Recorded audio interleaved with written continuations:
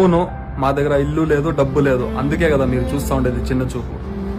నీకుంది కదా డబ్బులు, నీకుంది కదా ఇల్లు, నువ్వు ఇంకా దాంతో ఏమేం చేయాలో దాని గురించి ఆలోచించకపోయేసి మా లైఫ్లోకి వచ్చి నువ్వు ఎంత సంపాదిస్తున్నావు, నువ్వు సంపాదించేదంతా ఏం చేస్తున్నావు అని వచ్చి అడిగి నీకు లెక్కలు చెప్పాల్సిన మాకు అవసరం లేదు. నువ్వు వచ్చి మేమేం చేయాలో అదంతా డిసైడ్ చేసే హక్కు నీకు లేదు. మాకు తెలుసు ఎప్పుడు ఏం చేయాలో, మా అమ్మ నాన్నకు తెలుసు.